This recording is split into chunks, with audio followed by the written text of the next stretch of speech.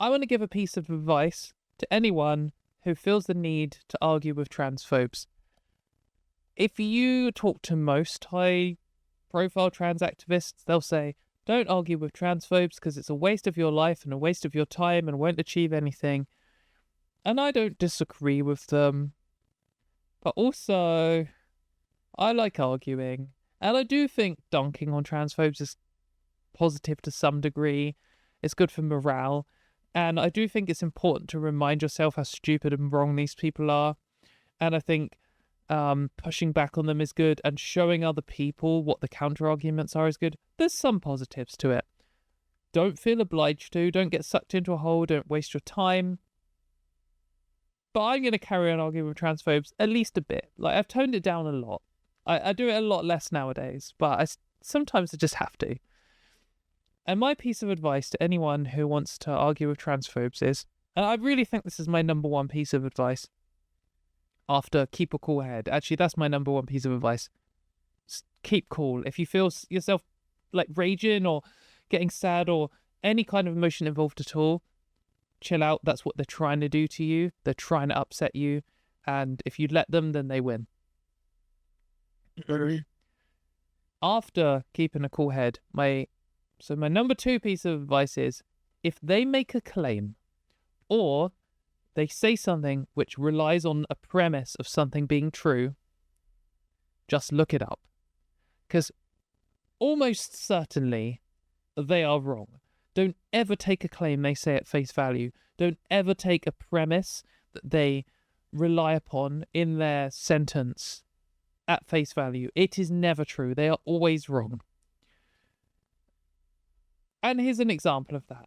So I was just scrolling down Blue Sky feed, and I saw, just a little snippet sometimes, and I just saw this interaction of someone being like, could you answer my question, please? And this is like a classic kind of argumentative troll strategy. It does echo a good, legitimate strategy, but it's always done in it's delivered in a slightly different way. It is important when you're challenging someone with garbage beliefs to keep them on topic. And they will often try and change the topic. When you trap them on something or you get them to contradict themselves, they'll run away from it and try and change the subject. And you need to be like, no, come on. Back to the bit you were just saying. I want you to say it out loud because you're about to contradict yourself, and you know it and I know it and I want everyone else to see.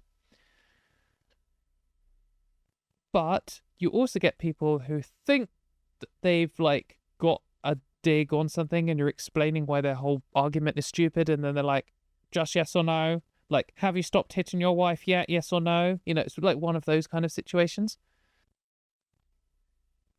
And I saw this person doing this. So I clicked on it and had a little look. Top person's blocked me. That's fine. This is like a how to argue tutorial. So this guy, obviously gender critical. There's a debate over whether sex is real and binary. Out of tribalism, he has chosen counter-enlightenment that believes feelings over reality. Like generic, gender critical babble generator. Could be an AI, just bullshit.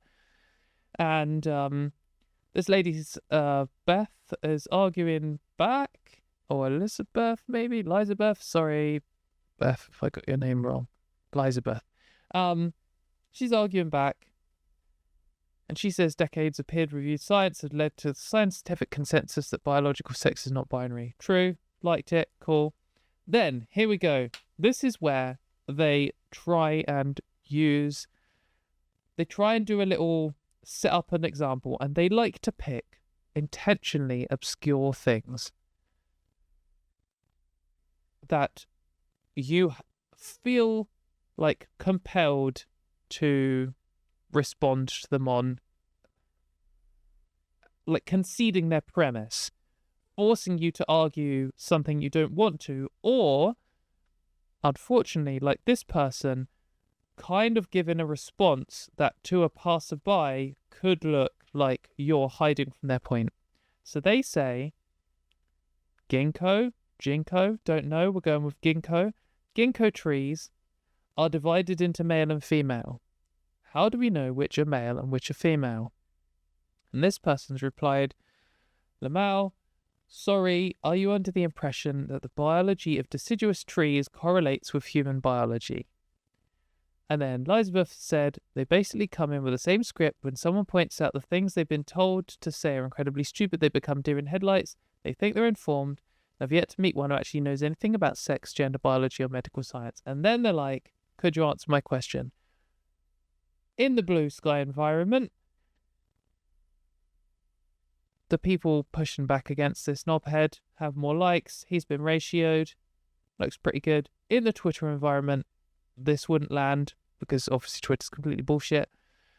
But it can give the impression, and I'm not criticizing these people at all because they're absolutely right. Like, it's completely stupid to come in with the line, sex is binary in trees, so it must be binary in humans. That's like a nonsense argument. And she is right here saying that they don't know anything about sex and gender. However, he can now go, you're going to answer my question. And this, like, are you under the impression that biology of trees is related to human? That's a good point, but that's not a directly addressing the argument point. That's like a taking one step back and addressing the general strategy point. But now he can use this as an example of, oh, they never answer the question. They know that trees are binary sex and they can't answer it. And then he can like really drill down on tree sex and just keep talking about that. And you might be like, well, I don't know anything about this tree. Obviously, the way he's talking about it, I guess trees are binary. But so my response is going to be trees are nothing to do with humans. Katie's number 2 advice. Actually, that sounds really bad. Katie's advice. Point number 2. I guess it is shit advice. No, it's good advice. My good piece of advice here is, as soon as he cracks out something you don't know about, just look it up. Just wham into Google straight away. Ginkgo trees, sex. It's a bit dangerous. You spelt it wrong. Ginkgo. Anyway, but they are dioecious. I've never said that word out loud. I've only ever read it in my head before. Meaning they have separate male and female trees, and you're like, oh, that's interesting. That's like level 1. Just learn about it. You know, the kind of like the AI overview, always bullshit actually. Much better to like click on a Wikipedia article or read about it. And that's interesting. I didn't have to scroll very far. I mean, sometimes you have to put afterwards to find out more information. You have to put changing sex just to see an example. Anyway, we didn't have to scroll down very far. And then we have an example of a tree that's changed sex from male to female. And you click down this and you read more. I ended up doing a little half an hour read about this particular tree. And it turns out that not only can the whole tree change sex, but individual branches can change sex. And this process can happen kind of quickly. I mean, I'm not sure what in the context I couldn't understand if it was like hours or days or months. But sometimes it can take years for a branch to change from one sex to another. And that can then result in the whole tree changing sex, but they don't really know if it always does. And there are examples of trees that have like some branches that have changed sex, and that's just it. And also you can graft branches from one tree onto another tree, and they're not always sure if a branch that is a different sex to the rest of a tree has been grafted, or it's a branch that got grafted and then that branch changed sex. Because actually when you graft branches onto trees, it's not really clear, is that one organism or two? So suddenly this all gets really complicated. And this guy who's tried to come in with trees as an example of sex being binary has managed to pick a specific type of tree which we have specific evidence of it changing sex and also being sometimes more than one sex at once depending on which part of it you look. So this is actually a disastrous example. So I'd like point out this is a terrible example because they can change sex and the process can take years and just happen on individual branches as well as the whole tree. Good luck determining the point at which it switches from binary male to binary female like a light switch. it's just so ridiculous. And this isn't like, you might be like, wow, you found this idiot, you've completely like dumped on him here. This isn't. I mean, when I first started arguing with transphobes, I would have been quite proud of this one because I'm like, wow, I've completely like ruined his little attempt here. Out biologied him from a 3-second Google search, because it's like funny when you catch them out trying to be smug about something and they haven't even done a Google search for it yet. But actually, this is just so common. Like, I was just, oh, fucking hell. Of course. I actually, when I Googled it, I was so confident that they would be wrong that I just looked for it and found it like straight away. I wasn't like, oh, let's find out if this person's right about this or not. Maybe it's finally going to find something with a binary set. So I was just like, of course this person's going to be wrong. Of course they know nothing about this tree. They've just heard it once. And they're just like repeating it as part of this stupid argument. So you can always do this. If you're ever arguing with them, this is why arguing with them in writing is easier than arguing with them face to face, because he would have come out with this and I'd have been like, I don't even know what that tree is. I can't comment on it, because that's the only like skeptical, rational position you can do on anything. When someone brings up a thing, they're like, what about these trees that I've also spelt wrong? Sorry to the Ginkgo, Ginkgo trees. Like, all I can ever, like, in good faith say is, I don't know anything about that tree and therefore cannot comment on it. And that sounds rubbish in a live debate. But when you have a little bit of time to look it up, you can always just find they're wrong. And just to finish this little section up with a point to any gender criticals or neutral people watching this who maybe think sex is binary. If you are saying, what is the sex of this tree? And the answer could be, this entire tree is male, or this entire tree is female, or some of this tree is male and some of this tree is female, or this tree was male and it looks like it's transitioning towards female, but we're not sure how far along that process it is, so we don't know where to draw the line, then very clearly it isn't binary, because there isn't only two options, and there's not a hard switch between them. Like, a binary cannot have this, like, gradient where you're not sure whether it's in one box or the other. That literally, by definition, a binary has to just be two clear states. The switch between one to the other has to be instant. And that's why any animal or plant or any other form of life which does change sex, it is proof itself that the concept of sex in general cannot be binary. Because, like, think of other things which are alive which change sex. For example, there's some fish, there's some lizards, there's like loads of different things. When they change sex, when a tree changes sex, it's kind of hard to know when it's changed, because you might be waiting until the like fruiting season to see whether it produces fruit, or till the like pollinating season to see whether it produces pollen. And it might be that one year it produces pollen and then it goes through this period where it's not producing anything, and then next year it fruits. And you're like, oh, well, theoretically it could have had an instantaneous, shorter than a nanosecond, instant A to B state change. Like, theoretically it could have. It obviously hasn't, but potentially it could have. But when you have an example of like a fish which changes sex, like for example, forgotten what the name is, not wrasse. Anyway, there's a type of fish that when it changes sex, it changes sexually. Sexual dimorphism changes quite a lot. They are like nearly twice as big. They have huge fins on their back which change color. The shape of their fins changes. The shape of their tail changes.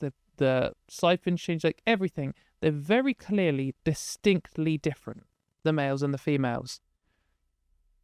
However, they can change from one to the other.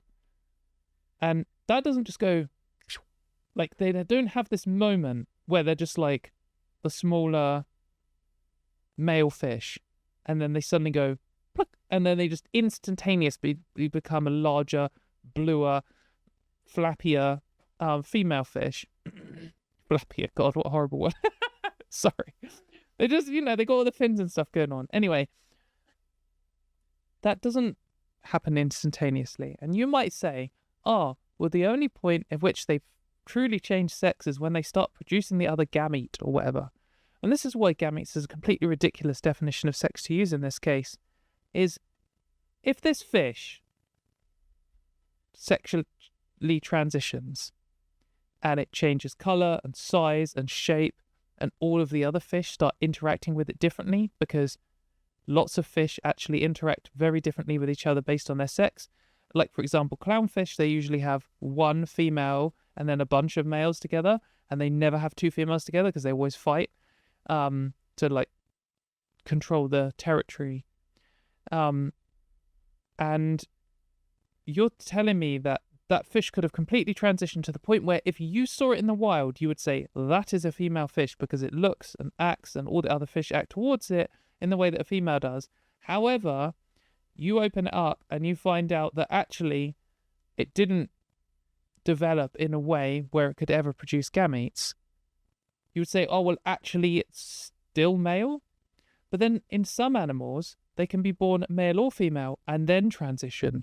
So if you find one, you don't know if it's transitioned or not, and it's not producing any gametes. So which of these binary boxes do you put it in? You can't. All you can ever do is match it up based on ticking off a list of sex characteristics it has. Oh, okay, it has the gonads, but it's not produced any gametes. Oh, it looks like them. Oh, it acts like them. Oh, all the other fish interact with it in that certain way. Same with the trees. Like, all you can ever do is look at what parts they have and just go through like a tick list. And when the changes in these things, like sexual characteristics, are changing, none of them are instantaneous. And you can't know which direction, if any, they're changing in, and how far along the process they are, and whether they've reached as the final destination or not. So it's just completely nonsense to claim that, like, sex as a wider concept is binary. You could argue it was just binary in humans, but you could never argue it was binary in general, because of so many examples of life forms that don't fit into that. But you also can't argue it's binary in humans because we also have the same thing where sex is obviously more than just one characteristic, and all of them can be in various states. So it's completely nonsense. But I will just end on one thing while I'm ranting off about fish. When clownfish, for example, do transition, the other fish start interacting with them as if they were the other sex, the sex that they're transitioning to, long before people observing them even notice they've started changing sex. It's like the first thing that observers notice of them is their behavior changes and how the other fish interact with them changes. So literally, like, coming out and announcing it is the first thing that announces to all of the other fish what their actual sex is. I think that's just interesting. That might not be the case for all of them, all of the things that change sex, who knows? But certainly for clownfish, that is true. So perhaps clownfish have coming out parties and everyone's like, hey, we've got a she, her, this fish now. That's kind of how it works. So, thank you very much. Bummer, I ruined my little thing there because I just saw you saying super chats. Yes, thank you very much. We will do super chats now. But anyway, that's the end of that section. Always dunk on transphobes and always just Google what they're saying. The amount of times, like, I've had them post before, like, I remember the first time this happened to me, one of them posted a paper saying, this paper proves that trans women and cis women's breasts are completely different and trans women's breasts are just the same as men's. And then I clicked on the paper. Like, people were responding like, so just because that's the case, it doesn't mean they're not women. And I just clicked on the paper and read it, and it said literally, quite literally 180 degrees different, the exact opposite of the claim they had made. And then I just copied and pasted sections out of it and sent it back to them, and they blocked me. Like, never accept anything they say as true. Always look it up.